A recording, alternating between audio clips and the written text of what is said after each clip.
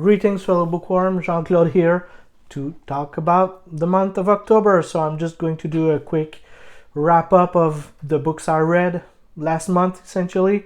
I read 6 books last month. I liked 2 of them. One I enjoyed, and 3 that I unfortunately didn't really like or didn't really connected with, actually. So I'm going to talk about these books, but I'm gonna start with the negative. So if you're a positive person, I would recommend skipping ahead to the positive. So I'll be talking about my least favorite up to my favorite book of the month. So my least favorite book of the month was Dead End House by Brian Smith. It's essentially the Texas Chainsaw Massacre, but with the family, instead of just being deranged, here they're Satanists. I didn't really enjoy that Satanist edge. Like, the book is a bit too gory, and I don't mind gore, just so you guys know, but it came up to a point where the gore wasn't really doing anything. It lost its edge because it was just a bit too much. So the story mainly, there's this house in a dead-end street, and family lives there where they torture up people, and that's mainly the story. The story is around the first girl that disappeared like 5 years before the story starts taking place. So we're always trying to guess what happened to that girl until we learn, like, at the end of the book. But even that twist was not really compelling, unfortunately. It was just okay. I didn't really care about the characters in this story. Unfortunately, it's not something that I'm never going to read again, actually, and I wouldn't really recommend this book. I don't know to whom I'd recommend this book, actually, mainly because if you're into gory stuff, I guess you could like this book. But then again, the gore elements just fell short just because of how much energy and how much words are used to describe the gore elements. So I would just skip ahead, unfortunately. And then I might piss some people off by telling that I didn't really like this book, but Fever Dream by George R. R. Martin, I didn't like this book, actually, mainly because I don't care about good vampires. That's the main issue I have with this book, is that there is this quote-unquote good vampire against bad vampires, teaming up with humans to make sure that vampires and humans can coexist together, but I just didn't really care about this. Usually Mr. Martin writes really compelling characters in here. Unfortunately, the characters weren't that great. I just didn't care about any of them. Usually, like in Game of Thrones, all the characters are morally gray. But in here, they're all it's just good versus evil, even if the author tries to have these gray characters, but they're not really morally gray. They're more like just good or evil. So mainly the story is about this vampire that teams up with this human to have a steamboat company. And it's just a cover, because under what the vampire is trying to do, under all of that, undercover, if I could say it like this, is to unite vampires. And he created this potion that essentially, quench their thirst for blood, essentially true blood. So once again, it's just not something that was compelling to me. But if you're into vampires, I'm pretty sure you could really like this book. The other main complaint I have about the book is just it's slightly too long. It's taking way too much time with unnecessary elements, things that don't move the plot forward. In my opinion, that book could have been at least 100 pages shorter and just be better for it. So next, the third book that I didn't really enjoy was Le Fantôme de l'Opéra by Gaston Leroux, mainly because it's a bit boring. The first half of the book was really great. All this mystery, it felt really like a gothic horror story. gothic romance and stuff like this, but then it moved into that second half of the book where there's no longer any mystery left. You know what the ghost is, and it's not compelling actually. So the story is mainly about this phantom that lives inside the Opera of Paris, and he's murdering people that comes too close to him until a moment, but at a certain point he kidnaps this beautiful woman that he falls in love with, and yeah, that's mainly the story. You know, a guy who loves that woman is going to rescue her, and that's mainly the story of the book. I mean, there's no much things going there. It's a love triangle story, but not a very compelling one. Unfortunately, it could have been compelling if the mystery was kept, but once you know what the phantom is and that he's not really a ghost or a spirit or anything, that he's just a human living in the shadows, it became quite boring, unfortunately. Then on with the positives. So this book is a weird one. The next book that I kind of liked, kind of in a weird way. So it's The Last Days of Christ the Vampire by J.G. Icarius.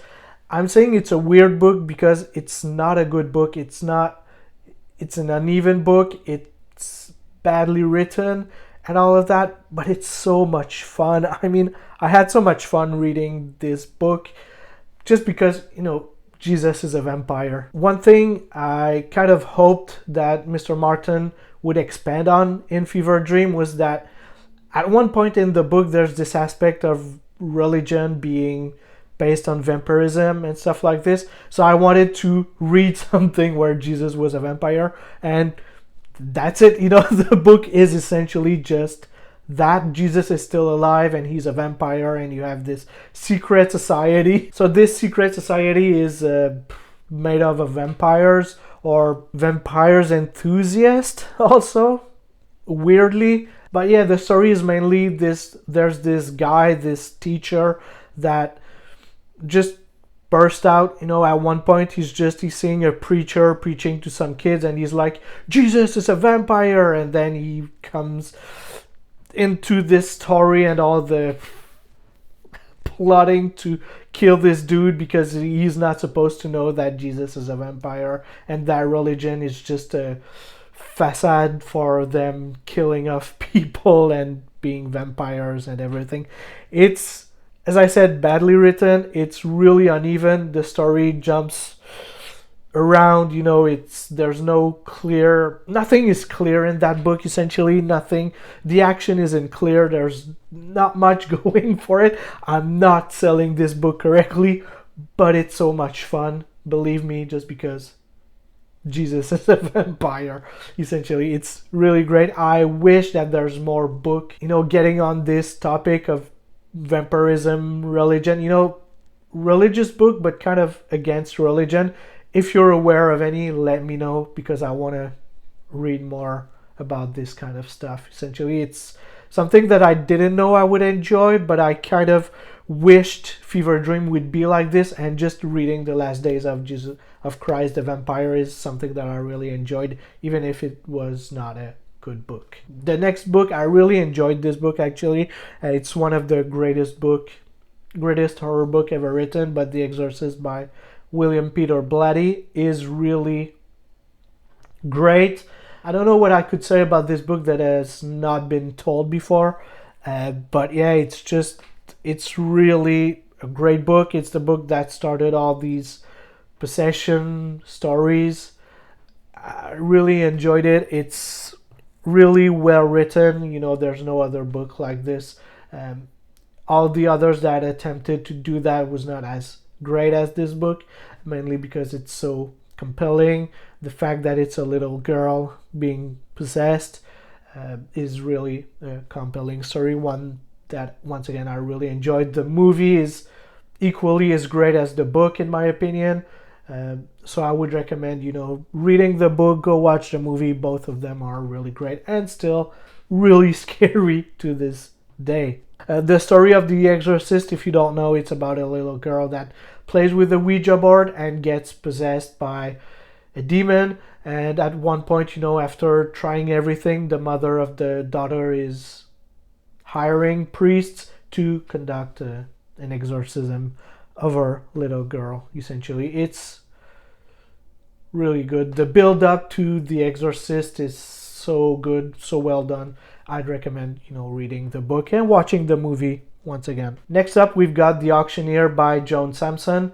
This is my favorite book of the month. Although the year is not over yet, we still have 2 months to go. This might be my favorite book of the year. It's not your typical horror. I wouldn't really call this book horror. It's more of a thriller, but then again, it's not really your typical thriller because there's no killers, there's no supernatural elements, there's no huge plot against government or espionage or anything like this. It's just centered around this small town, small village. There's this auctioneer that comes into town to do his auctions. At first, it's all look rather good, because people are just giving up their things to the auctions. Not really giving because they're getting some money out of this, but at first, they're doing this willingly. But as time goes, the auctioneer is turning more and more into that quote-unquote evil figure. He's taking everything instead of really asking for it. He's still asking for stuff from people, but not really asking, because if you say no, weird stuff are gonna happen to you. It's a very compelling book. It's really stressful. It has this tension building up until that final climax, and when that happens, you're just like blown away by how dark it got. At this point, it's hard to explain without spoiling anything, so I'd recommend reading this book. It's a really short read.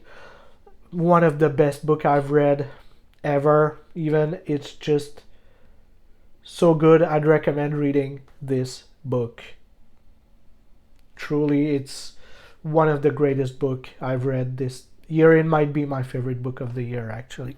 Let's talk about what's next for the channel. Right now, I'm reading The Blade Itself by Joe Abercrombie, so part of the First Law trilogy, the first book in the First Law. I'm a bit more than halfway through the book. I'm really enjoying it. As of right now, I like the characters. There's just this one character that I don't really care for, but Giselle. I hope that he's going to grow a bit more on me, but for now his character arc is pretty, I don't want to say boring, because I still kind of care for the other characters around him, but I just don't really care about this one. My favorite character is Glukta for now, so the torturer. He's amazing. I like the fact that we know what he was before without really seeing it, but just through his memories. I really enjoy that. He's such a compelling character, and Logan is one of really a good character. Once again, the Bloody Nine. I really enjoy that character also. And I just finished reading The Real Story, so the first book in the Gap series by Stephen R. Donaldson. I really enjoyed this book. It's a space pirate book. It's hard to really talk about this book without spoiling anything because I don't want to talk about the end. But it's some deep book, you could just read it at a surface level and just be like, all right, it's about torture, it's about a man violating this woman, but it's more than this. Once you try and go a bit deeper into the story, I really enjoyed this book. It's violent and it's really dark. I can't wait to see where that goes, so I'm going to read the second part just in December, because that's what I want to do, is read one book of a series every month. So what's coming next is just mainly book series that I'm going to read. So right now I'm reading the Gap series. I'll be reading the I think it's called the Ash series by James Herbert, so a horror trilogy. While reading the Gap series, I'm reading once again The First Law by Joe Abercrombie, and also I'm going to be reading Annihilation. I don't remember what's the trilogy is called by Jeff Vandermeer. So I'll be reading that also, near the end of November. So that's mainly what's coming next, mainly book series. Because my goal is to read all the books I have here. So after the Gap series and the Ash series, what I'll be reading is Foundation by Isaac Asimov. Sorry, I don't know why I blanked there. And I'll be reading The Prince of Nothing and The Aspect Emperor series by R. Scott Baker. And also what I might read, so this is something that I want to get into. I don't know yet if I'll be reading those, but The Black Company by Glenn Cook. I want to be reading this because I was told that it's like the Dark Souls of reading. And if you want to know something about me, I'm not that much of a gamer, but I played all the Souls series more than once. I'm really a big fan of that, so I want to try and read some dark fantasy and reading The Black Company. That's mainly it. I wanted to do this video to talk about the books I read in October, some of the books that I'm reading right now or I just read, and also telling you what's gonna come next. I've got a really busy year ahead of me, but one that I can't wait to get into. I can't wait to read all these different book series. If you have any suggestion, let me know down in the comments what I should read. If The Black Company is a good idea to read, I want to know your thoughts on that. Thank you for sticking around and watching this video. It really means a lot to me. I really appreciate it, and I will see you in the next one.